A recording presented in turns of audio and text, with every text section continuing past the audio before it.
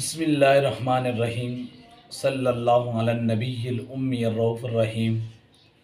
محترم سامعین و ناظرین، السلام علیکم ورحمۃ اللہ وبرکاتہ۔ آج آپ کے سامنے زکوٰۃ کے فضیلت اور اہمیت اور زکوٰۃ کے مسائل کے ساتھ حاضر ہوں۔ انشاءاللہ العظیم آج کے درس میں ہم زکوٰۃ کی اہمیت کے بارے میں جانیں گے۔ توحید و رسالت کی شہادت اور نماز کے بعد زکوٰۃ اسلام کا تیسرا بنیادی رکن ہے۔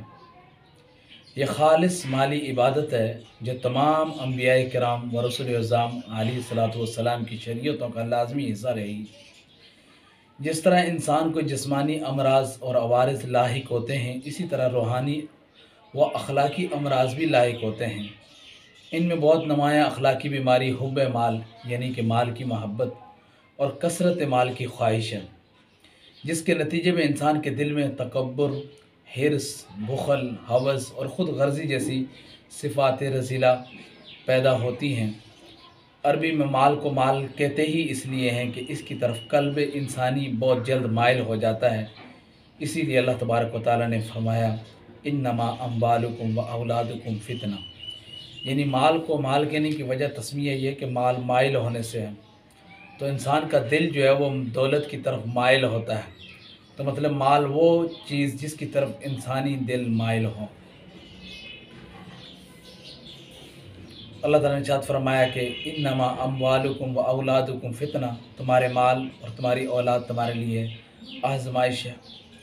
ان اخلاقی امراض کے ازالے کے لیے اللہ تعالیٰ جل شانہ نے عبادت زکوٰۃ فرض کی ہے۔ چنانچہ فرمایا خذ من اموالہم صدقۃ تطہرہم وتزکیہم بہا وصلی علیہم۔ اے حبیب صلی اللہ علیہ وسلم، آپ مومنوں کے مال سے زکوٰۃ لیجئے تاکہ اس کے ذریعے آپ ان کے ظاہر اور باطن کو پاک صاف کریں۔ انسان جس چیز کو سنبھال کر حفاظت کر کے اپنے پاس رکھتا ہے تو اس کے لیے انسان کے دل میں محبت پیدا ہوتی ہے اور انسان سمجھتا ہے کہ اس کے بغیر اس کا کوئی چارہ نہیں، لیکن جب وہ اسی چیز کو اللہ کی راہ میں قربان کرتا ہے، دوسروں کو دیتا ہے، تو اس کی محبت اس کے دل سے کم ہوتی ہے۔ تو اس کے ذریعے انسان حب مال سے، مال کی محبت سے پاک صاف ہوتا ہے۔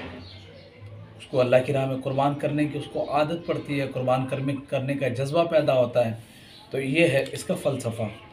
اور پھر دوسرے مقام پر فرمایا وَسَيُجَنَّبُهَا الْأَتْقَى الَّذِي يُؤْتِي مَالَهُ يَتَزَكَّى، اور آتش دوزخ سے یعنی جہنم کی آگ سے وہ نہایت ہی متقی بندہ دور رکھا جائے گا جو اپنا مال اس لیے اللہ کی راہ میں دیتا ہے، خرچ کرتا ہے تاکہ اس کا دل پاک ہو جائے۔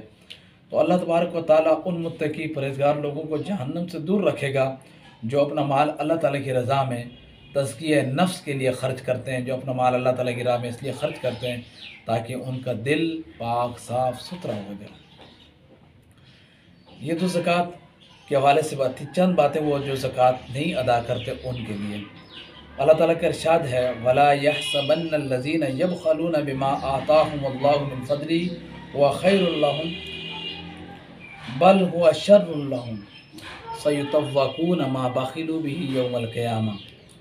فرمایا کہ جو لوگ مال میں جسے اللہ تعالیٰ نے اپنے فضل و کرم سے انہیں عطا فرمایا ہے بخل کرتے ہیں، یعنی اللہ تعالیٰ کے دیے ہوئے مال میں بخل کرتے ہیں، اسے خرچ نہیں کرتے، اس سے زکوٰۃ ادا نہیں کرتے، وہ یہ نہ سمجھ لیں کہ ایسا مال ان کے حق میں بہتر ہے، بلکہ یہ ان کے لیے برا ہے، شر ہے۔ عنقریب ان کے گلے میں بخل سے جمع کیے جانے والا مال توق بنا دیا جائے گا۔ تو اللہ تبارک و تعالیٰ نے تنبیہ فرما دی کہ ہرگز وہ لوگ یہ نہ سمجھیں جو اللہ تعالیٰ کے دیے ہوئے مال کے اندر بخل کرتے ہیں اور مال کو اس سے بچا کر رکھتے ہیں، تو وہ سمجھتے ہوں کہ یہ ان کے لیے بہتر ہے۔ تو یہ مال ان کے لیے بچا کر رکھنا ہرگز بہتر نہیں، بلکہ یہ ان کے لیے برا ہے۔ عنقریب جس مال کو وہ جمع کرتے ہیں یہی ان کے گلے میں توق بنا کر ڈال دیا جائے گا۔ تو لہٰذا جو مال ہے اللہ تعالیٰ نے عطا کیا ہے اس سے زکوٰۃ ادا کرنا، اس میں جو اللہ نے غریبوں کا حق رکھا ہے، جو رشتہ داروں کا حق رکھا ہے، جو دوسروں کا حق رکھا ہے، اس سے ادا کرنا ضروری ہے۔ بخیل کے لیے بخل کسی بھی طرح سے بہتری نہیں ہے بلکہ برائی ہی ہے۔ دوسری آیت میں فرمایا وَالَّذِينَ يَكْنِزُونَ الذَّهَبَ وَالْفِضَّةَ وَلَا يُنْفِقُونَهَا فِي سَبِيلِ اللَّهِ फ़बश्शिरहुम बिअज़ाबिन अलीम यौम युहमा अलैहा फ़ी नारि जहन्नम फ़तुक्वा बिहा जिबाहुहुम व जुनूबुहुम व ज़ुहूरुहुम हाज़ा मा कनज़्तुम लिअन्फुसिकुम फ़ज़ूक़ू मा कुंतुम तकनिज़ून। फरमाया वो लोग जो सोने और चांदी को जमा करके रखते हैं, जो सोने और चांदी का कंज ख़जाना बना कर रखते हैं और उसे अल्लाह की राह में ख़र्च नहीं करते, आप उन्हें दर्दनाक अजाब की बशारत दे दें। जिस दिन यौम युहमा अलैहा फ़ी नारि जहन्नम, तो फिर इससे उनकी पेशानियाँ, जिस दिन इस माल को दोज़ख की आग में गर्म किया जाएगा और फिर इससे उनकी पेशानियाँ और पहलू और पीठें दागी जाएंगी और उनसे कहा जाएगा ये माल का इंजाम है जिसे तुम बेपनाह चाहते थे, बहुत ज़्यादा से मोहब्बत करते थे, तो चखो उसका मज़ा जिसको तुम बुखल से जमा किया करते थे।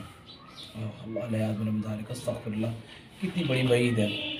यानी कि वो लोग जो सोने और चांदी को जमा करके, सोने और चांदी को कंज बनाकर, ख़जाना बनाकर रखते हैं और उसे ज़कात अदा नहीं करते, उसे अल्लाह की राह में ख़र्च नहीं करते, तो उन्हें दर्दनाक अज़ाब की बशारत दे दें।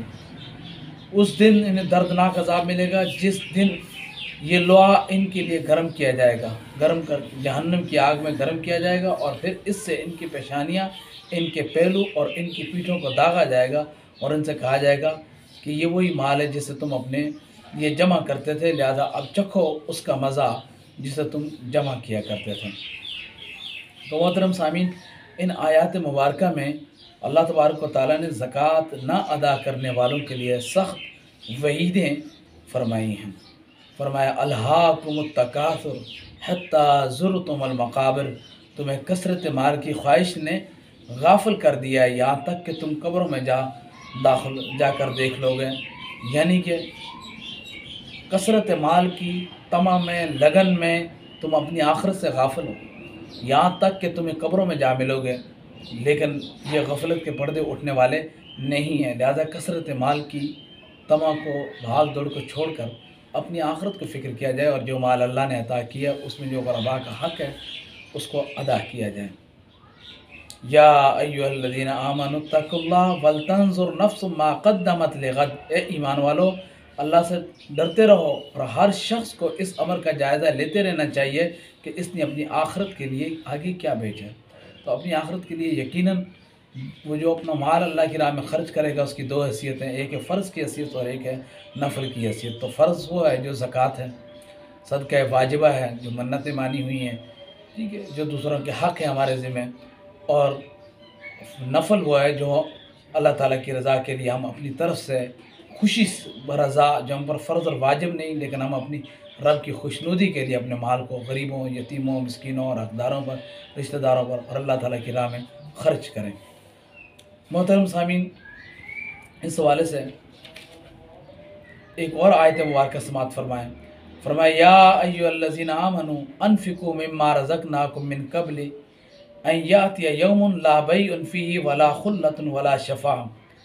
फरमाया ए ईमान वालो, खर्च करो उससे जो हमने तुम्हें दिया है, इससे पहले कि वो दिन आए जिस दिन न तो कोई तिजारत होगी और न ही कोई दोस्ती काम आएगी और न ही किसी किस्म की सिफारिश होगी। तो उस दिन के लिए आज से ही तुम अपने माल को अल्लाह की राह में ख़र्च करो ताकि ये माल कल क़यामत के दिन काम आ सके। और फरमाया व अकीमुस्सलात व आतुज़्ज़का व अक़रिदुल्लाह क़र्ज़न हसना। फरमाया कि नमाज कायम करो, ज़कात अदा करो और अल्लाह को कर्ज़ हसन दो। वमा तुक़द्दिमू लिअन्फुसिकुम मिन खैरिन तजिदूहु इंदल्लाह व खैरन व आज़म अजरन वस्तग़फिरुल्लाह इन्नल्लाह गफ़ूरुर रहीम। और फरमाया कि नमाज कायम करो, ज़कात अदा करो और अल्लाह को कर्ज़ हसन दो, और जो कुछ तुम आगे भेजोगे तुम उससे पाओगे अल्लाह के यहाँ, और वो बेहतर होगा और ज़्यादा अजीम होगा अजर के अतबार से। और अल्लाह ताला से माफ़ी मांगो, बेशक अल्लाह तबारक व तआला बख्शने वाला, रहम फरमाने वाला है। सुभान अल्लाह।